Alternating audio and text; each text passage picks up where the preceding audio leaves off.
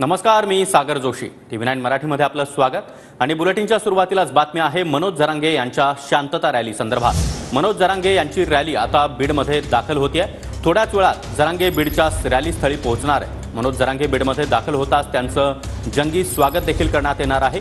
छत्रपती शिवाजी महाराज चौकात मनोज जरांगे यांच्या रॅलीची जोरदार तयारी झालेली आहे. मनोज जरांगे आता थोड्याच वेळात बीडच्या रॅली स्थळी पोहोचणार आहेत आणि बीडमध्ये जरांगे यांच्या रॅलीची जोरदार तयारी देखील झाली आहे.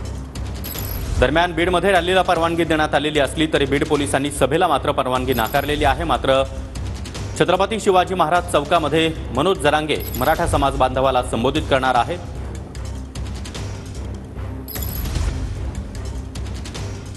तर ही दोन्ही दृश्य आपण पाहतो आहोत. मनोज जरांगे अगदी थोड्याच वेळात रॅलीच्या ठिकाणी पोहोचणार आहेत आणि बीडमध्ये त्यांच्या स्वागतासाठी मराठा समाज बांधव लाखोच्या संख्येने आता एकवटला आहे. तर मनोज जरांगे अगदी कुठल्याही क्षणी बीडमध्ये दाखल होतील आणि त्याच ठिकाणी त्यांची भव्य रॅली देखील निघणार आहे आणि छत्रपती शिवाजी महाराज चौकामध्ये मनोज जरांगे मराठा समाज बांधवाला संबोधित करणार आहेत. यावेळी मनोज जरांगे नेमकं काय बोलणार हे पाहणं महत्त्वाचं असणार आहे. दरम्यान गेल्या काही दिवसांमध्ये धाराशिव असेल, लातूर असेल या ठिकाणावरून मनोज जरांगे यांनी भुजबळ आणि देवेंद्र फडणवीसांवर जोरदार हल्लाबोल केला.